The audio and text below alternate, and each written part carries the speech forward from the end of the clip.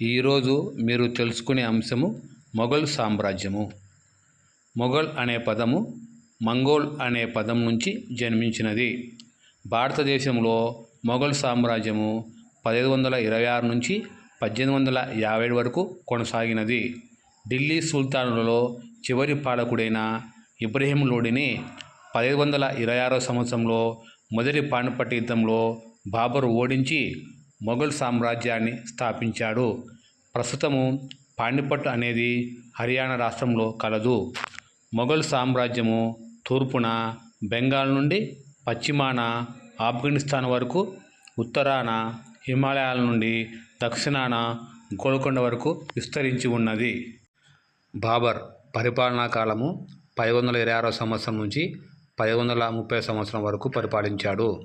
మొఘల్ సామ్రాజ్య స్థాపకుడు బాబర్. అతను యుద్ధ ప్రణాళికలను రూపొందించడంలో గొప్ప మేధావి. మొదటి పానిపట్ యుద్ధం తర్వాత ఢిల్లీని, ఆగ్రాను కూడా జయించాడు. ఇతడు టర్కీ సాహిత్యంలో గొప్ప కవి మరియు ప్రకృతి ప్రేమికుడు.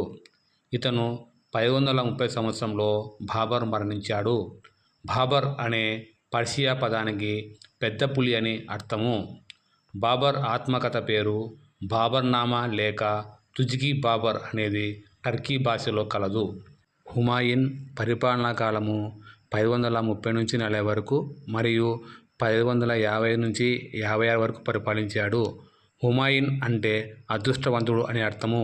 మొఘల్ పాలకులలో రెండవ వ్యక్తి హుమాయూన్. ఇతని కాలంలో షేర్షా సూర్ బీహార్ మరియు బెంగాల్లో తన అధికారాన్ని సుస్థిరం చేసుకుని శక్తివంతమైన పాలకుడిగా ఎదిగాడు. షేర్షా 1539లో చౌషా యుద్ధంలో, 1540లో కనౌజ్ యుద్ధంలో హుమాయూన్ను ఓడించి ఇరాన్కు తరిమివేశాడు. ఇరాన్లో హుమాయూన్ సఫావిద్ షా సహాయం తీసుకొని అతని సహకారంతో 1555లో ఢిల్లీ సింహాసనాన్ని స్వాధీనం చేసుకున్నాడు. హుమాయూన్ 1556లో తన లైబ్రరీ మెట్ల మీద నుండి పడిపోవడంతో తీవ్రంగా గాయపడి మరణించాడు. మొఘల్ చరిత్రలో దురదృష్టవంతమైన వ్యక్తుడిగా పేరు ప్రఖ్యాతులు సాధించాడు. షేర్షా సూరి పరిపాలనా కాలము 1540 నుంచి 1545 వరకు పరిపాలించాడు. షేర్షా ఒక ఆఫ్ఘన్ నాయకుడు. మొఘల్ సామ్రాజ్యాన్ని ఓడించి సూర్ సామ్రాజ్యాన్ని స్థాపించాడు. ఇతను 2 సార్లు హుమాయూన్ను ఓడించాడు.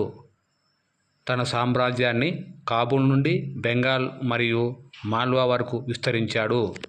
భూమి శిస్తు పద్ధతి, నూతన ద్రవ్య విధానము, తపాలా సేవలు వంటి అనేక సంస్కరణలు ప్రవేశపెట్టాడు. షేర్షా 1545వ సంవత్సరంలో కలింజర్ కోటను ముట్టడించే సమయంలో ఫిరంగి పేలుడు కారణంగా మరణించాడు. షేర్షా తర్వాత వారసులు అసమర్థత కారణంగా హుమాయూన్ తిరిగి 1555 సంవత్సరంలో ఢిల్లీ సింహాసనాన్ని తిరిగి స్వాధీనం చేసుకున్నాడు. షేర్షా అసలు పేరు ఫరీద్. అక్బర్ పరిపాలనా కాలము 1556 నుంచి 1605 సంవత్సరం వరకు పరిపాలించాడు. అక్బర్ సింహాసనం అధిష్ఠించిన నాటికి అతని వయసు 13 సంవత్సరాలు. అందుచేతనే అతని సంరక్షకుడైన బైరమ్ ఖాన్ అక్బర్ తరపున పరిపాలనా వ్యవహారాలు చూడసాగాడు. అక్బర్ పరమత సహనాన్ని ప్రదర్శించాడు. 1556 సంవత్సరం జరిగిన రెండవ పానిపట్ యుద్ధంలో అక్బర్ హేమును ఓడించాడు. ఈ యుద్ధం ద్వారా అక్బర్ ఢిల్లీ మరియు ఆగ్రాలో తన అధికారాన్ని సుస్థిరపరుచుకున్నాడు. నిజాయితీపరులైన, ధైర్య సాహసాలు కలిగిన రాజపుత్రులతో అక్బర్ మంచి సత్సంబంధాలు కొనసాగించాడు. చ్యూనార్, మాల్వా, గోండ్వానా, బికనీర్, జైసల్మీర్, జోధాపూర్లను కూడా అక్బర్ జయించాడు. జైపూర్ యువరాణైన జోధ్బాయిని అక్బర్ వివాహం చేసుకున్నాడు. మేవాడ్ పాలకుడు మహారాణా ప్రతాప్ తన జీవితకాలము అక్బర్ అధికారాన్ని అంగీకరించకుండా పోరాటం కొనసాగించాడు. మొఘల్ చక్రవర్తులలో అక్బర్ చాలా గొప్పవాడిగా ఖ్యాతిని గడించాడు. మొఘల్ చక్రవర్తులలో నిరక్షరాస్యుడైన ఏకైక మొఘల్ చక్రవర్తి అక్బర్. అక్బర్ ఆస్థానంలో బీర్బల్ గొప్ప గాయకుడు. అహ్మద్ నగర్ రాణి అయిన చాంద్ బీబీ అక్బర్ యొక్క అధికారాన్ని వ్యతిరేకించిన మహిళ. 1575లో ఫతేపూర్ సిక్రీ వద్ద ఇబాదత్ ఖానా అనే ప్రార్థనా మందిరాన్ని నిర్మించాడు. అదేవిధంగా 1582 సంవత్సరంలో దీన్-ఇ-ఇలాహీ అనే నూతన మతాన్ని ప్రకటించాడు. ఇక్కడ అందరితో దీనినే విశ్వ జన శాంతి లేదా అందరితో శాంతి అనే అర్థం కలదు. దీన్-ఇ-ఇలాహీలో 18 మంది మాత్రమే చేరినారు. జహాంగీర్ పరిపాలనా కాలము 1605 నుంచి 1627 వరకు. ఇతని అసలు పేరు సలీం. జహాంగీర్ అనగా ప్రపంచ విజేత. తండ్రి ప్రవేశపెట్టిన సాంప్రదాయాలను కొనసాగించాడు. రాజపుత్రులతోనూ మంచి సత్సంబంధాలు కొనసాగించాడు. ఇతనికి పక్షులు అంటే అమితమైన ప్రేమ. ఇతడు గొప్ప చిత్రకారుడు. అనారోగ్యానికి గురి కావడం వల్ల అతని భార్య నూర్జహాన్ పరిపాలనా వ్యవహారాలను కొనసాగించినది. నూర్జహాన్ అసలు పేరు మెహర్నిసా. జహాంగీర్ నూర్జహాన్ను 1611 సంవత్సరంలో వారికి వివాహము జరిగింది. భారతదేశంలో ఐరోపా వారు మొట్టమొదట అడుగుపెట్టినది జహాంగీర్ కాలంలోనే. జహాంగీర్ యొక్క స్వీయ చరిత్ర తుజ్కు-ఏ-జహాంగీర్. ఇతని కాలంలో గురు అర్జున్ దేవ్ అనే సిక్కును చంపించడం కూడా జరిగింది. జహాంగీర్ కాలంలో న్యాయగంటను కూడా ఏర్పాటు చేశాడు. షాజహాన్ పరిపాలనా కాలము 1628 నుంచి 1658 వరకు. ఇతని అసలు పేరు ఖుర్రం. జహాంగీర్ కుమారుడు. ఇతని పాలనలో మొఘల్ సామ్రాజ్యము సాంస్కృతిక వైభవంతో ఉన్నత స్థాయికి చేరింది. ముఖ్యంగా ఆగ్రాలోని తాజ్మహల్, ఢిల్లీలోని జామీ మసీద్ మరియు ఎర్రకోట, దక్కన్ రాజ్యాలైన బీజాపూర్, గోల్కొండ, అహ్మద్ నగర్లను జయించాడు. 1658లో షాజహాన్ కుమారుల మధ్య వారసత్వ యుద్ధము జరిగింది. అదేవిధంగా షాజహాన్ కాలంలో మొఘలులు ముఖ్యంగా కాందహార్ను కోల్పోయారు. ఔరంగజేబ్ పరిపాలనా కాలము 1658 నుంచి 1707 సంవత్సరం వరకు పరిపాలించాడు. ఇతను షాజహాన్ యొక్క చిన్న కుమారుడు. ముస్లిం మతం పట్ల శ్రద్ధాభక్తులు కలిగి ఉండి ఖురాన్ బోధనలకు అనుగుణంగా తన జీవితాన్ని గడిపాడు. భారతదేశానికి చక్రవర్తి అయి టోపీలు కుట్టడం ద్వారా సంపాదించిన డబ్బుతో తన సొంత ఖర్చులను భరించేవాడు. పరమత సహనం పాటించకపోవడం వల్ల అస్సాము, రాజస్థాన్, పంజాబ్, దక్కన్ ప్రాంతాలలో తిరుగుబాటులను ఎదుర్కొన్నాడు. గురు తేజ్ బహదూర్, గురు గోవింద్ సింగ్ మరియు శివాజీ మొదలగు వారు తిరుగుబాటు చేశారు. ఔరంగజేబు 1685లో బీజాపూర్ను, 1687లో గోల్కొండను జయించాడు. ఔరంగజేబుకు అలంగీర్ అనే బిరుదు కలదు. ముస్లిమేతరుల నుండి జిజియా పన్నును వసూలు చేసిన మొట్టమొదటి మొఘల్ చక్రవర్తి. ఇతను గురు తేజ్ బహదూర్ అనే సిక్కు గురువును చంపించడం కూడా జరిగింది. ఇతడు ముఖ్యంగా మొఘల్ చక్రవర్తులలో వివాదాస్పదమైన మరియు క్రూరమైన వ్యక్తిగా పేరు ప్రఖ్యాతులు సంపాదించాడు. పరిపాలన. అక్బర్ తన సామ్రాజ్యాన్ని 15 సుబాలుగా విభజించాడు. సుబాలను సర్కారులుగా విభజించాడు. సర్కారులను తిరిగి పరగణాలుగా విభజించాడు. అక్బర్ భూమిని 4 రకాలుగా విభజించి 1/3 వంతు పన్నును వసూలు చేశాడు. సైనిక విధానంలో అక్బర్ మన్సబ్దారీ వ్యవస్థను ప్రవేశపెట్టాడు. మన్సబ్ అంటే హోదా లేదా ర్యాంకు. సైనికుల బాధ్యతలను నిర్ధారించడానికి మొఘలులు ఉపయోగించిన గ్రేడింగ్ పద్ధతి. 10 నుంచి 10,000 వరకు సైనికులు కలిగిన వివిధ స్థాయిలలో మన్సబ్దారులు ఉండేవారు.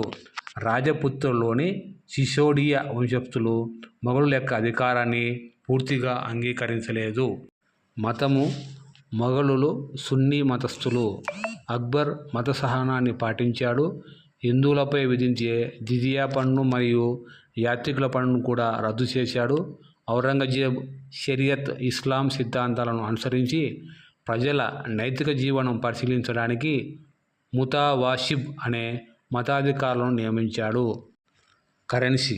షేర్షా ప్రవేశపెట్టిన రూపాయి వెండి నాణెము మరియు ధామ్ అనే రాగి నాణెము. అక్బర్ కాలంలో ధామ్ అనే నాణెము అత్యంత సాధారణ నాణ్యంగా చలామణిలో ఉన్నది. జబ్త్. మొఘల్ వ్యవస్థలో చెప్పుకోదగ్గ అక్బర్ కాలంలో నాటి రెవెన్యూ పాలన. ప్రముఖ రెవెన్యూ నుండి రాజతోడమల్ పర్యవేక్షణలో ఈ వ్యవస్థ అనేది అభివృద్ధి చేయబడినది. 1580 సంవత్సరంలో గడిచిన 10 సంవత్సరాల ఉత్పత్తి ధరల హెచ్చుతగ్గులు స్థానిక రెవెన్యూ వివరాలను సేకరించారు. వివిధ పంటలు వాటి ధరల సగటును లెక్కగట్టి ఉత్పత్తిలో 1/3 వంతు నుండి సగం వరకు శిస్తును నిర్ణయించారు. ఈ శిస్తును దాములలో మాత్రమే చెల్లించాలి. దీనినే జబ్త్ పద్ధతి అని కూడా పిలుస్తారు. కళలు మరియు వాస్తుశిల్పం. స్మారక చిహ్నాలు ఎత్తైన స్తంభాలపై నిర్మించబడ్డాయి. కట్టడాలలో వీరు ఎక్కువగా పాలరాతిని ఉపయోగించారు. పాలరాళ్లతో పాటు భవనాలను అలంకరించడానికి అపురూపమైన రంగురాళ్లను కూడా ఉపయోగించారు. ఫతేపూర్ సిక్రీ. చిత్తోర్ మరియు రణథంబోర్ మీద సైనిక విజయాల తర్వాత అక్బర్ తన మత గురువైన షేక్ సలీం చిష్తి గౌరవార్థము రాజధానిని ఆగ్రా నుండి సిక్రీకి మార్చాలనుకున్నాడు. ప్రణాళికాబద్ధమైన నగరాన్ని నిర్మించాడు. ఆ నగరానికి ఫతేబాద్ అనే పేరు పెట్టాడు. ఫతే అనగా విజయం అని అర్థము. తర్వాత కాలంలో ఇది ఫతేపూర్ సిక్రీగా పిలువబడినది. బులంద్ దర్వాజా. అక్బర్ గుజరాత్ విజయాలకు జ్ఞాపకార్థంగా బులంద్ దర్వాజా నిర్మించాడు. ఇది ఫతేపూర్ సిక్రీలోని అత్యంత ప్రసిద్ధి ఇస్లామిక్ నిర్మాణాల్లో ఒకటి. ఫతేపూర్ సిక్రీలోని పంచమహల్ అనే మరో 5 అంతస్తుల భవనము అద్భుతమైన నిర్మాణ శైలిని కలిగి ఉంది. ఎర్రకోట. మొఘల్ చక్రవర్తి షాజహాన్ రాజధాని అయిన షాజహానాబాదులో రాజకుటుంబం నివసించే అంతఃపుర భవనంగా ఎర్రకోట నిర్మించబడినది. ఈ ఎర్రకోటను 1639లో ప్రారంభించి 1648లో పూర్తి చేశారు. ఇది యునెస్కో చేత 2007వ సంవత్సరంలో గుర్తించబడినది. ఎర్రకోట షాజహాన్ కాలం నాటి మొఘలుల సృజనాత్మకత నిర్మాణ శైలికి ఇది దివాన్-ఇ-ఆమ్, దివాన్-ఇ-ఖాస్, మోతీ మసీద్, హయత్ బక్ష్ బాగ్ మరియు రంగ్ మహల్ వంటి ఇతర ముఖ్య నిర్మాణాలు కలిగి ఉంది. ప్రతి సంవత్సరము ఆగస్టు 10వ తేదీ ఎర్రకోట నుంచి ప్రధానమంత్రి ఉపన్యాసం ఇవ్వడం కూడా జరుగుతుంది. తాజ్మహల్. ఇది భారతదేశంలోని ఉత్తరప్రదేశ్లోని ఆగ్రాలో యమునా నది ఒడ్డున కలదు. దీనిని షాజహాన్ తన భార్య ముంతాజ్ మహల్ ప్రేమకు గుర్తుగా నిర్మించాడు.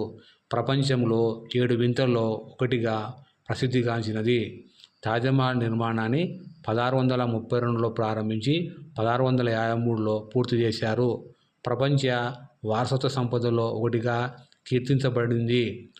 ముఖ్యంగా 1983లో యునెస్కో చేత ఇది ప్రపంచ వారసత్వ సంపదగా గుర్తించబడినది.